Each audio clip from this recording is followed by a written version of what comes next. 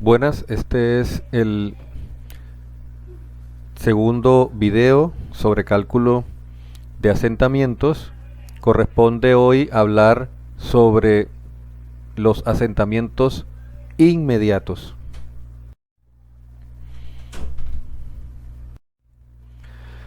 Según se dijo, la normativa colombiana permite evaluar los asentamientos inmediatos a través de la teoría de la elasticidad. Y uno de los métodos más utilizados en la práctica para la evaluación de asentamientos inmediatos es el que utiliza los factores de forma de Steinbrenner.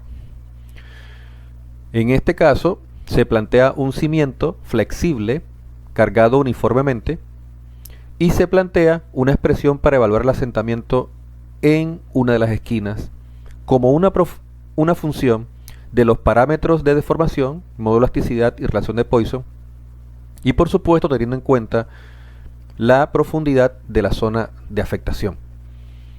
En algunos casos, la zona de afectación puede involucrar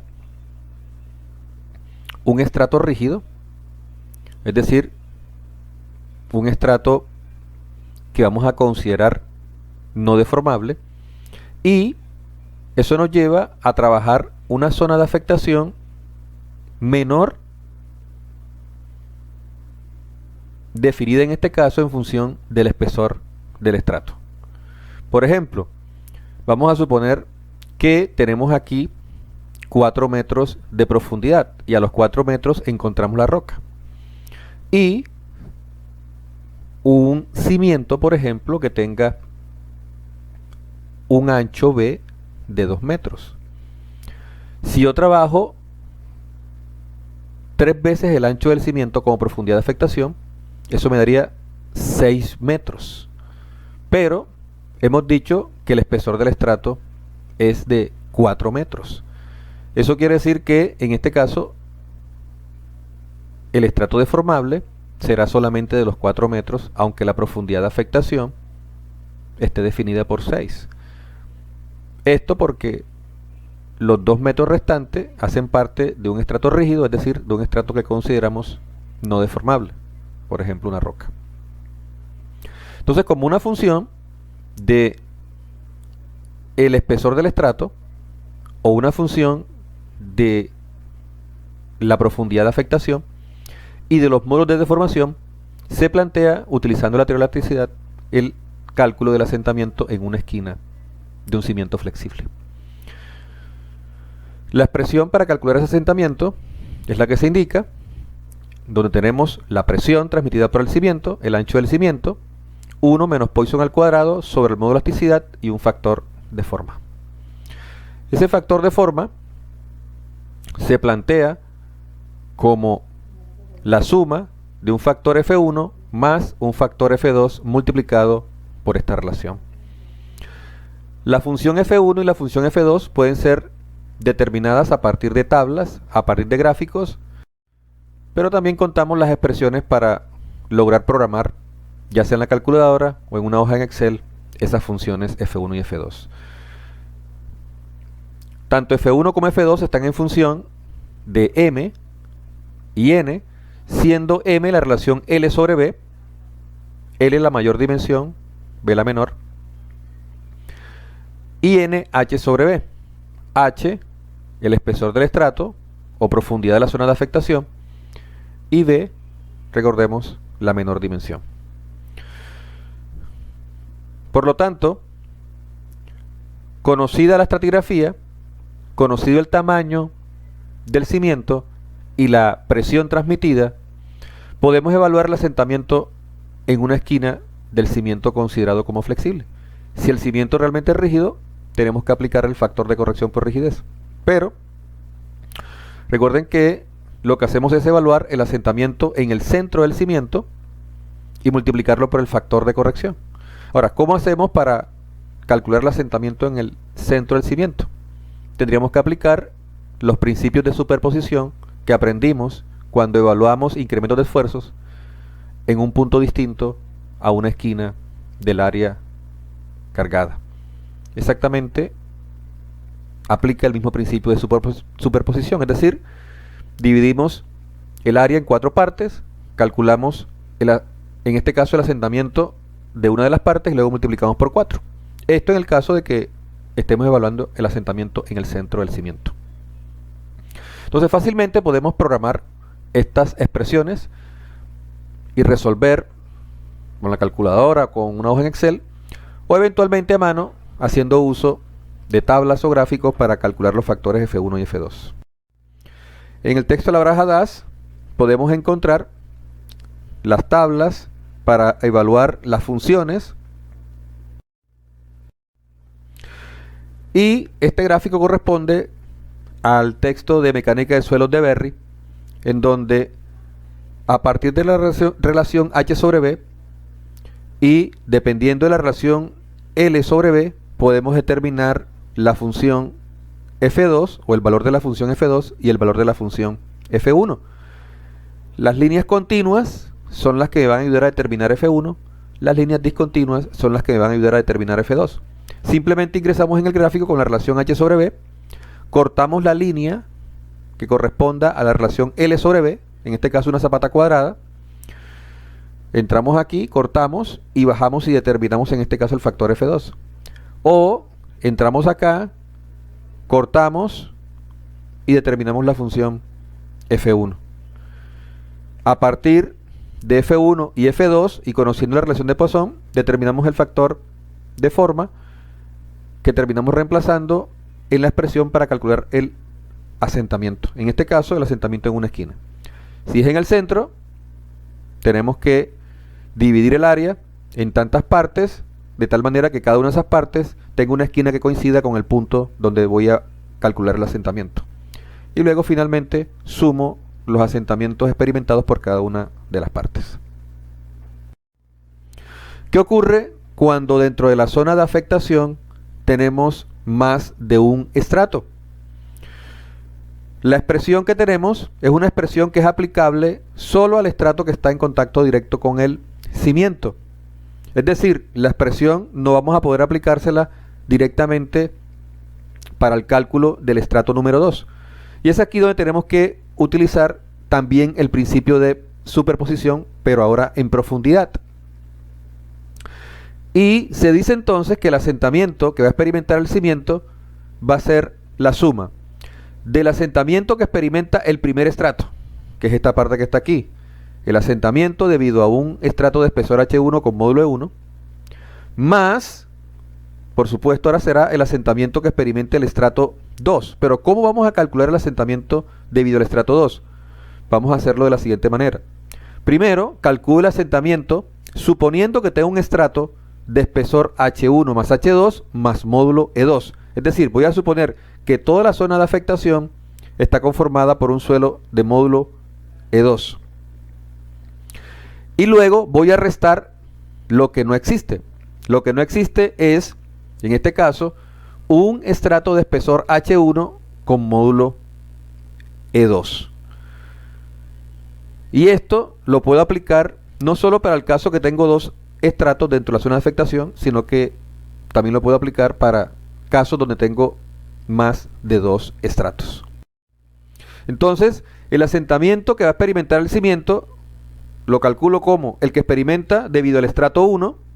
Para eso utilizo el módulo E1 y el espesor H1. Más el asentamiento que experimenta el estrato 2. Pero es aquí donde tengo que dividir el cálculo en dos partes. Una, donde supongo que tengo un estrato de espesor H1 más H2 con módulo E2.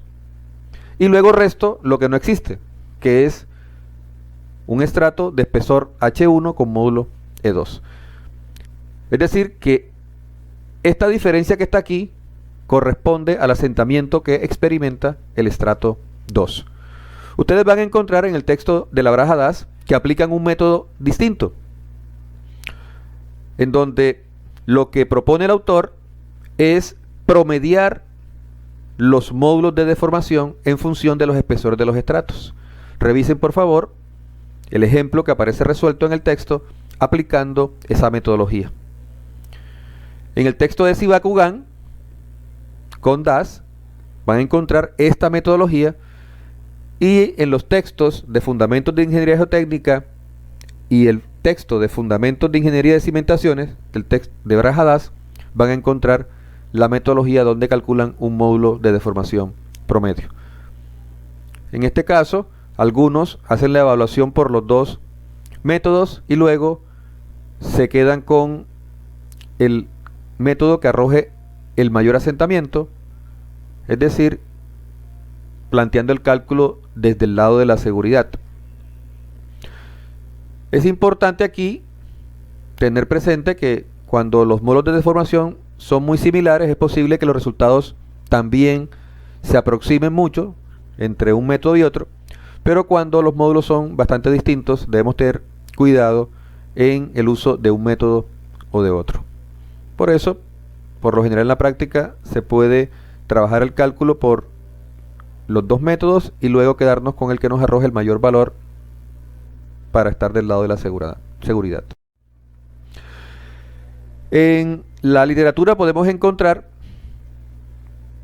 algunas expresiones que nos ayuden a calcular los módulos de elasticidad en función, en este caso, para las arcillas, de la relación de preconsolidación y del índice de plasticidad. Para usar la tabla simplemente ingresaríamos con la relación de preconsolidación, en el caso de una arcilla normalmente consolidada OCR1, y luego, dependiendo del valor del índice de plasticidad, entraríamos a escoger el rango en el que se puede encontrar el factor beta. Y el módulo de elasticidad se propone como el producto de beta por la cohesión no drenada. Este sería un módulo de elasticidad no drenado para calcular asentamientos inmediatos en arcillas saturadas. También podemos encontrar módulos de elasticidad en condición drenada. Haríamos referencia el caso de las arenas. Aquí aparece el módulo de elasticidad dependiendo del estado de densidad del suelo, si está suelta, semidensa, densa. Aquí aparecen los rangos asociados para el cálculo del módulo de elasticidad, así como los rangos asociados para la relación de Poisson. Realmente, estas son tablas que pueden ser útiles para realizar unas estimaciones de asentamientos, pero lo recomendable es que determinemos a través de pruebas, a través de ensayos, los módulos de elasticidad. Aquí aparecen los valores de módulo de elasticidad para las arcillas. Ya estos módulos pues corresponden al cálculo de asentamientos, pero para calcular a largo plazo. Sería bajo condición drenada.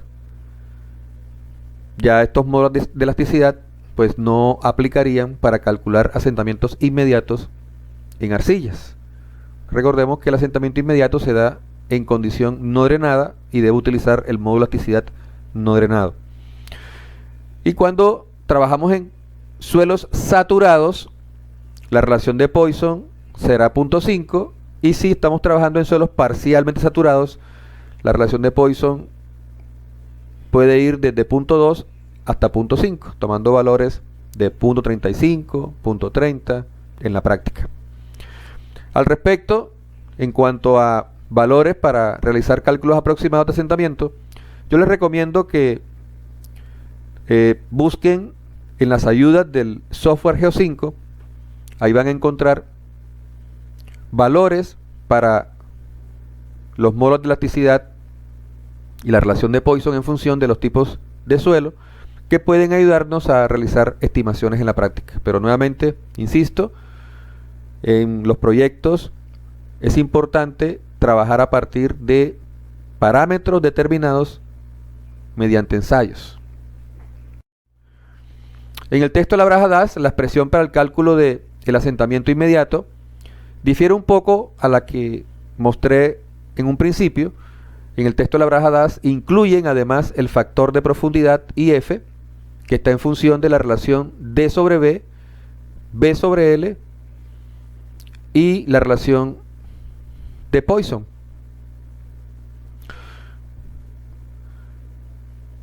Entonces, con ayuda de esta tabla, nosotros podemos, dependiendo de la relación de Poisson que estemos trabajando, por ejemplo, 0.5 para el caso de un suelo saturado, dependiendo de la relación D sobre B, y en función de la relación L sobre L, encontrar cuál es el valor que corresponde al factor de profundidad.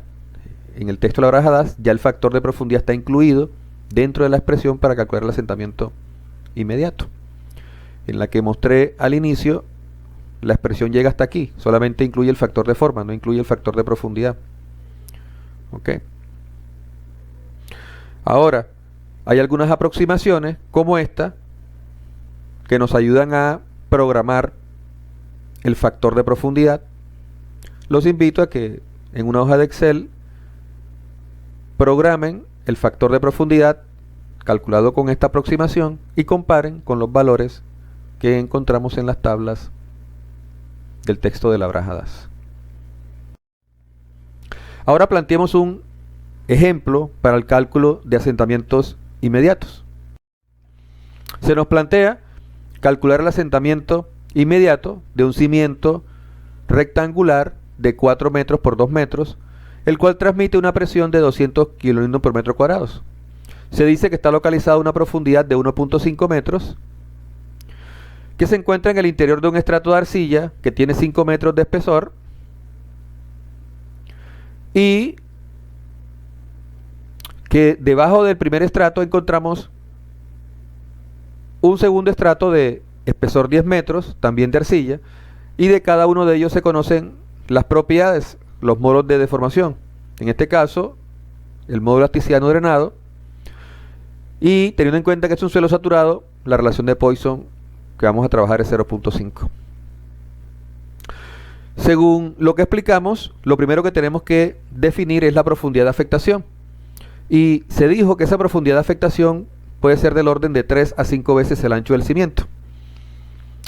En este caso, siendo el ancho del cimiento 2 metros, 3 a 5 veces el ancho del cimiento está indicándonos que esa profundidad de afectación es del orden de 6 a 10 metros. Ahora, ¿cómo definimos esa profundidad de afectación?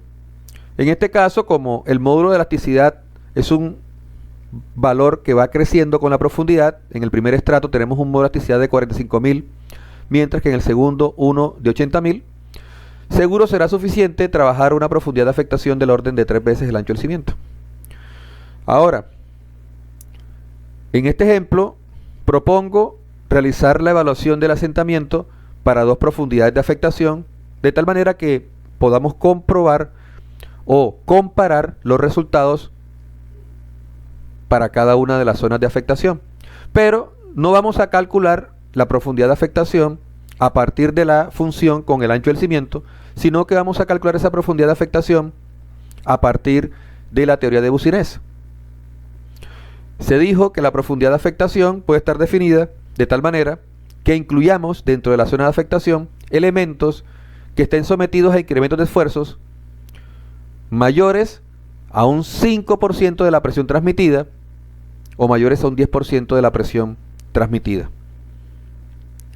¿Cómo vamos a determinar esa profundidad de afectación entonces utilizando Boussinesq? Si recordamos nuestro curso de Geotecnia 1, tenemos que el incremento de esfuerzo es el producto de la presión por un factor IC. El incremento bajo el centro podemos calcularlo como el producto de la presión transmitida por el cimiento por un factor. Ese factor se determina como una función de N1 y M1. Recordemos que N1 es la relación entre Z, que es la profundidad a la cual voy a calcular el incremento de esfuerzo, y el ancho medio de la cimentación, y M1 es una función dada por L sobre B. En nuestro ejemplo, L es 4 metros y B 2 metros, es decir que M1 corresponde a 2. Es decir que estaríamos entrando en esta columna. Y N1, hemos dicho, es la relación entre Z y B medio. Ahora, lo que nos interesa en nuestro caso es calcular la profundidad. La profundidad que nos define la zona de afectación. Es decir, la profundidad en donde tenemos elementos de suelo sometidos a incrementos de esfuerzo mayores a un 5 o a un 10% de la presión transmitida. Eso quiere decir que ese 5 o 10% termina siendo el factor IC. De tal manera que nosotros podemos ahora, conociendo el factor IC con el que quiero trabajar, determinar cuál es la profundidad determinando el valor de N1. ¿Cómo así? Ya sabemos que M1 es L sobre B, 2 en nuestro caso. Si yo ingreso en esta columna, cada uno de estos números corresponde al factor IC. Pero como he definido el factor IC entre el 5 y el 10%, quiere decir que yo voy a buscar aquí valores asociados a 0.1, estaríamos aquí entre estos dos valores, o 0.05, es decir, estaríamos entre estos dos valores. Para no entrar a interpolar, vamos a trabajar unos valores aproximados de incrementos de esfuerzos. Por ejemplo, ¿cuál sería el valor de N1 si trabajo un IC de 0.056? Es decir, en este caso, iría a calcular la profundidad asociada a una zona de afectación en donde los elementos están recibiendo un incremento de esfuerzo mayor al 5.6% de la presión transmitida. Es decir, en este caso, N1 corresponde a 8. Si yo coloco aquí o reemplazo aquí 8, yo puedo calcular la profundidad Z. Sería 8 por B medio. Como B es 2, la profundidad Z sería 8 metros. Es decir, que la profundidad de afectación quedaría definida como 8 metros, en este caso, si trabajo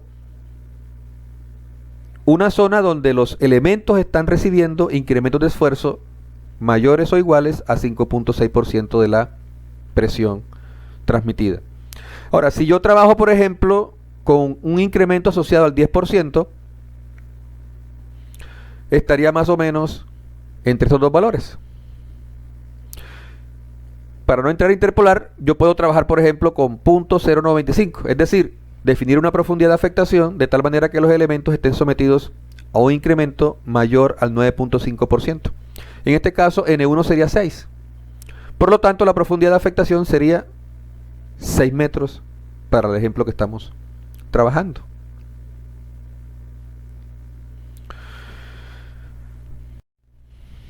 De esta manera, voy a plantear, para resolver el ejemplo, dos situaciones. Recuerden que calculamos como profundidad de afectación 8 metros. Pero yo me hago la pregunta, ¿qué diferencia vamos a encontrar en el asentamiento si yo incluyo como zona de afectación aquella conformada por parte del estrato 1, el que se encuentra por debajo de la profundidad de apoyo del cimiento, y todo el estrato 2? Es decir, tomar la profundidad de afectación como 13.5 metros. ¿Y qué pasa si yo defino la profundidad de afectación como 8 metros? Esto para efecto de establecer la diferencia que puede encontrarse en el asentamiento dependiendo de la profundidad de la zona de afectación. Vamos entonces a proceder a realizar el cálculo del asentamiento tanto para el caso 1 como para el caso 2. Yo les propongo a ustedes que en sus casas definan como profundidad de afectación 6 metros. Recuerden que hicimos el cálculo y 6 metros será la profundidad de afectación definida, de tal manera que los elementos de suelo estén sometidos a incrementos de esfuerzo mayores al 9.5%. Vamos a tener entonces 3 casos. 2 van a estar resueltos acá y el tercer caso les corresponde a ustedes trabajarlo. Como tenemos 2 estratos dentro de la zona de afectación, ya sea que trabaje el caso 1 o ya sea que trabaje el caso 2, vamos a tener que utilizar el principio de superposición para evaluar el asentamiento. En este caso se plantea el cálculo del asentamiento bajo una esquina del área cargada. Caso 1, profundidad de afectación 13,5 metros, es decir, incluimos la totalidad del estrato 2. El asentamiento va a estar dado entonces por el experimentado debido al estrato 1. En este caso debo reemplazar en la expresión el factor IRRO asociado a la relación H sobre B, que corresponde a H1 sobre B. Recuerden que H1 es 3.5 metros, B 2 metros, por lo tanto la relación sería 1,75. Y en función de L sobre B. En este caso sabemos que es 2, dado que L es 4 y B 2.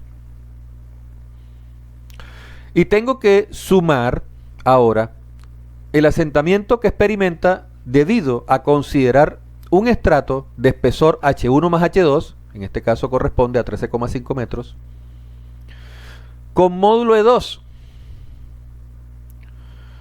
Y los factores o el factor IRRO voy a determinarlo en función de L sobre B 2, no cambia, y H sobre B 6,35. H en este caso corresponde a 13,5 y B 2. Pero recordemos que debo restar lo que no existe. ¿Qué es lo que no existe? Lo que no existe es un estrato de espesor H1 con módulo E2. Observamos que las relaciones H1B y L sobre B son exactamente las mismas del estrato número 1. En este caso, cuando yo reemplace en la ecuación, lo que va a cambiar es el módulo de elasticidad. Aquí tengo un módulo de elasticidad 1, acá tengo un módulo de elasticidad 2. Pero vamos a tener los mismos valores de IRRO al reemplazar en esta expresión. Entonces, el asentamiento en la esquina que va a experimentar el cimiento, terminamos calculando como el asentamiento que experimenta debido al estrato 1 más el asentamiento que experimenta debido a un estrato de espesor H1 más H2 con módulo de 2 menos el espesor o menos el asentamiento debido a un estrato de espesor H1 con módulo E2. Ahora debemos ingresar o en las tablas o en el gráfico con las relaciones H sobre B y L sobre B para cada caso, para determinar los correspondientes valores de F1, de F2 y finalmente determinar el IRRO.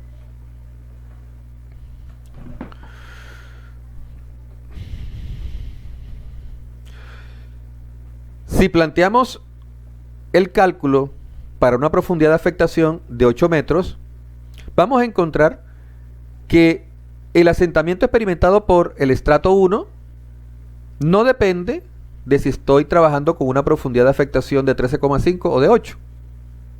El asentamiento experimentado debido al estrato 1 será el mismo.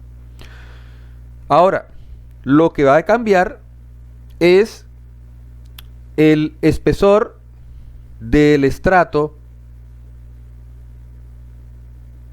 teniendo en cuenta la suma H1 más H2. En este caso, la suma corresponde a 8 metros y la relación H sobre B será 4.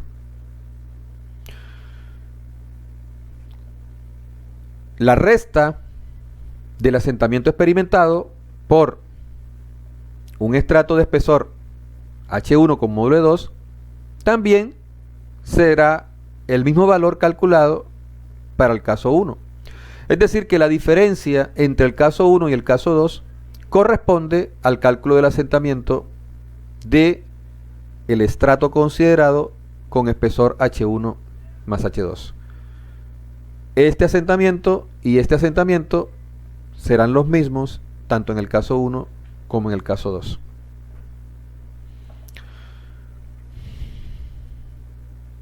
Ingresemos entonces en la gráfica para calcular F1, F2 y el factor IRO. Teniendo en cuenta que la relación de Poisson con la que estamos trabajando es 0.5, no será necesario calcular F2 porque este término se hace 0. Es decir que IRO en este caso es el mismo valor de F1. Y para determinar F1 según este gráfico tenemos que ingresar a las líneas continuas. Sabiendo nuestra relación L sobre B es 2, tenemos que cortar es esta línea. Y debemos ingresar en el gráfico con la relación H sobre B. Tenemos tres valores para la relación H sobre B. Una que corresponde a 1,75. En este caso, el factor IRO o F1, en este caso es 0.26. Otro que corresponde a 6,75. Y el factor IRO o F1 es 0.58. Y la relación H sobre B, 4. El factor IRO o F1 sería 0.48. Ustedes pueden corroborar estos valores programando la función en su calculadora o en una hoja en Excel. También ingresando en las tablas del texto de la Brajadas. ¿Cómo queda el asentamiento entonces para el primer caso? Hemos dicho que el asentamiento será la suma debido al estrato 1 más el estrato supuesto de espesor H1 más H2 menos el asentamiento experimentado por un estrato de espesor H1 con módulo E2. Ya sabemos los valores que toma IRO en cada caso. Para la primera condición, IRO toma valor de 0.26. Para la segunda condición, 0.58. Y para la tercera condición, 0.26. Al reemplazar para cada condición en esta expresión, vamos a encontrar entonces el asentamiento asociado a cada caso. Operamos y encontramos que el asentamiento experimentado en la esquina por el cimiento considerado flexible es de 2.93 milímetros. Esto para el caso 1. Hemos dicho que en el caso 2, tanto este asentamiento como el final toma exactamente los mismos valores. El único que está cambiando es el asentamiento del estrato de espesor H1 más H2. Observamos que solo el factor F1 cambia para el segundo término. En este caso toma el valor de 0.48. Al reemplazar y operar, recordemos que aquí 200 es la presión transmitida, Q, B es el ancho del cimiento 2, 1 menos 0.5 al cuadrado, y el módulo de elasticidad que corresponde a cada uno de los estratos. El estrato 1 es 45.000, el estrato 2 es de módulo 80.000. Al operar, llegamos a que el asentamiento es 2.558. Realmente, encontramos una diferencia mínima en el asentamiento al proponer zonas de afectación de 13,5 y zona de afectación de 8 metros. Les corresponde a ustedes hacer la evaluación del asentamiento suponiendo una zona de afectación de 6 metros y comparar. Ahora, en este caso, recordemos que estamos trabajando una arcilla saturada, por lo que tenemos que incluir en el asentamiento total el de consolidación. Recuerden que el asentamiento total que experimenta el cimiento es el asentamiento, la suma del asentamiento inmediato más el de consolidación. Aquí apenas hemos calculado el asentamiento inmediato.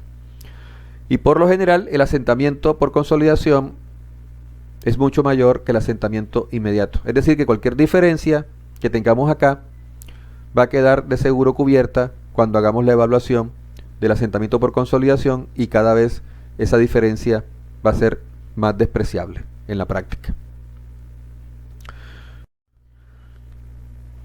En el próximo video estaremos hablando sobre el cálculo de asentamientos por consolidación.